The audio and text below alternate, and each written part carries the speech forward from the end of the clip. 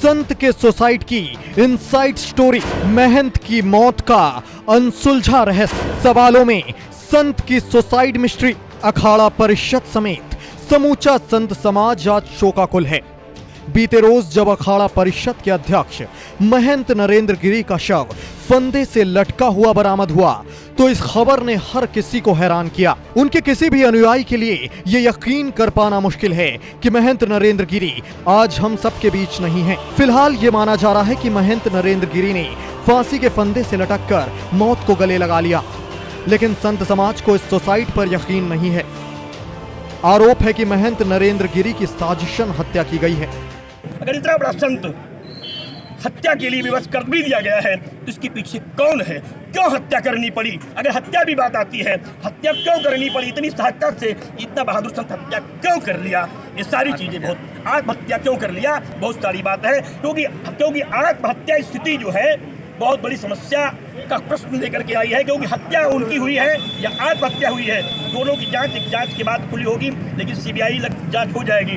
शायद हत्या या आत्महत्या की उसी हम लोग जाएंगे, सच्चाई पकड़ी जाएगी, अपराधी पकड़ में आएंगे। घटना स्थल से मिले सुसाइड नोट में जिन बातों का जिक्र है, उनके साथ अगर इतिहास की गुजरी घटनाओं की परत दर परत जोड़ दी जाएं, तो इससे 3 बातें ही खुलकर सामने आती हैं।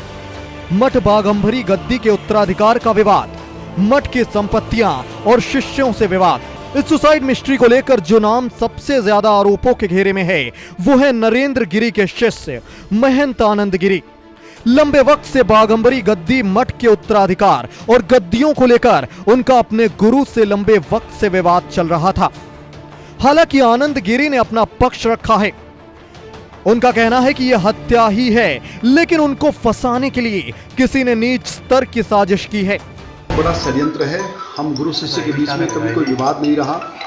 ये उन लोगों की साजिश है जो सीधे सीधे मठ और मंदिर का पैसा साजिश के तहत अपने घरों तक पहुंचा रहे थे, जिनका 2000 का भी आमदनी नहीं थी, 5-5 करोड़ के 10-10 करोड़ के जिनके मकान हो गए। जिन लोगों ने सीधे तौर पे गुरुजी को ब्लैकमेल करके जो पैसा कमाया, उन लोगों की साजिश है और उस साजिश के तहत उनकी हत्या हुई है। उन्हीं की हत्या में जानबूझ करके मेरे नाम का आना ये षड्यंत्र का स्पष्ट रूप है। बाघंबरी मठ की प्रयागराज के अलावा नोएडा में भी कई एकड़ जमीन है जिसकी कीमत अरबों में आंकी गई है।